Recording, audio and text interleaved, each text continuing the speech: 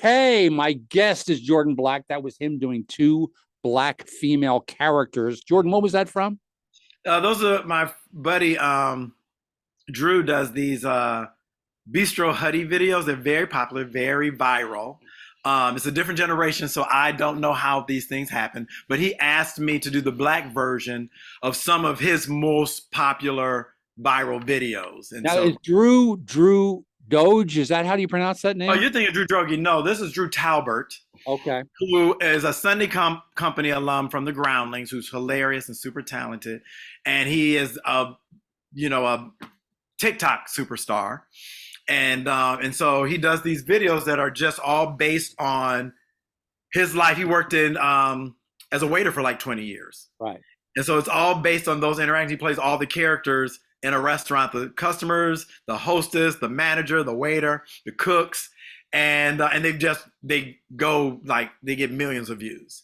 And so he came to me one day and just said, what do you think of doing the black version of like one of my most popular videos? And we put that out there. And so I think we did two or three of them. And it was great. I mean, it introduced me to an audience that I have no way of knowing how to reach. The other video I wanted to talk to you about, which I was going through YouTube and looking for clips, but it's a little short film. I guess you did it maybe, I don't know, 8 years ago, called The Substitute, where you're a substitute teacher and you're talking to like they're kids. There's 6 kids in the class. And do you know what I'm talking about? I have no clue, Tim. I'm drawing a complete blank. Oh, it's so good. You have to watch it. I'm sure when I see it, I'll go like, oh, of course this. But I've done so many shorts and web series. Really? And, it's like a half a day here for this thing and this guy. And it's like, then I leave and I never think about it again. I don't do any of that kind of stuff anymore, but I did so much of it for so long. So was that good for your career, all those short things? What's that? Was it good for your career? No, Tim, I'd still be doing it if it were. But it was fun. It was always fun and, meeting people and making friends. A lot of times I was doing it for Groundlings friends. Just to hang out with my friends. But as you see, that's a big part of my thing. Like I do stuff just for an excuse to hang out with my friends. But yeah, so I don't remember that exactly, but I'll have to look it up. People should go Google or go to YouTube. It's Jordan Black and put in The Substitute. Yes, I think it's like 6 minutes long and it's real kids. Yeah. You're asking them questions. And I just wanted to ask because it's cut in a way where I think I think they may have shot questions afterwards because probably questions from the kids. Mm-hmm. I just love that stuff when people re-ask questions. Yeah. Well, it's funny you bring that up because the first web series I ever directed was this thing called Ask a Slave, and it went viral. And it was this actress friend of mine. She's a television writer and an actress. And she came to me and said, oh, I used to work at the George Washington home and I forget, where is it? Mount Vernon? Mount Vernon. Yeah. As a reenactor, as one of the people so she had to play a slave. And people would come to visit and they would say things to her like, George Washington didn't have slaves. And she'd be like, and you have to stay in character. And she'd be like, well, I don't know why I'm here then. Like if he doesn't, he did because I'm his slave. She put all together. Have you seen Shane, the comedian Shane Gillis? I know of him. You should, his latest special, I think it's on Netflix.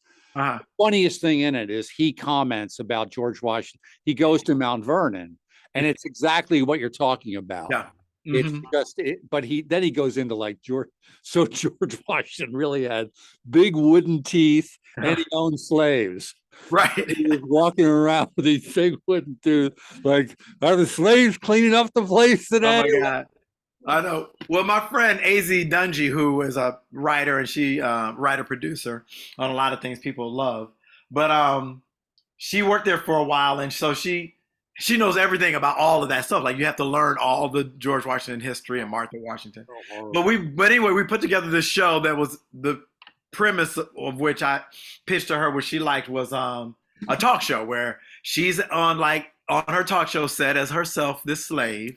And then we got man on the street questions. So we would go out and I just got a bunch of like groundling friends to ask questions like man on the street. And then we cut to her in her little like corner of George Washington's house answering their questions. But they were all real questions Right. that people asked her at the house that were just insane. Like, why don't you run away?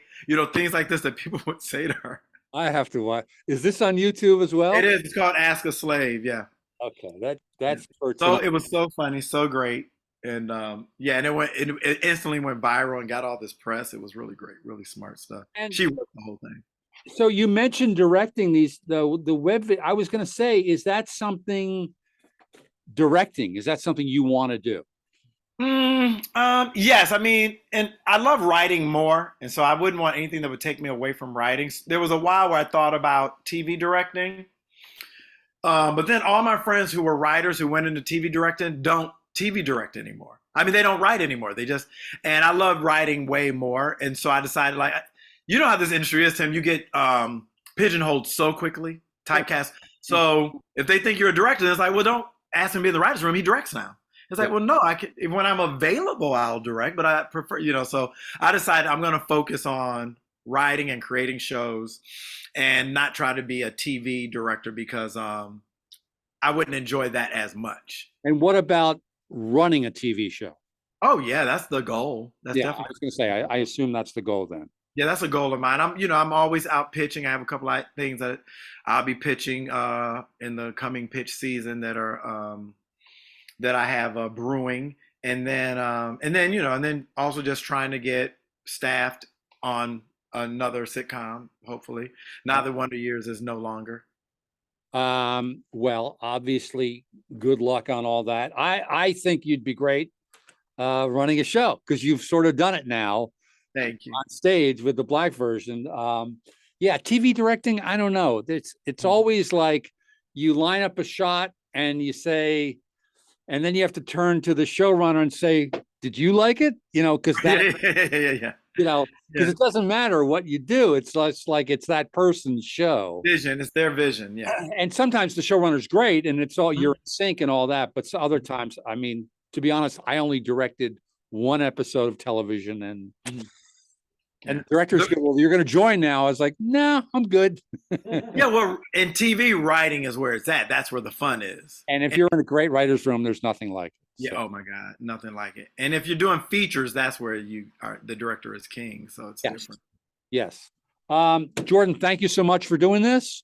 My pleasure. Go back to whatever you were doing. I'm gonna plug you one more time. Watch The Substitute on YouTube.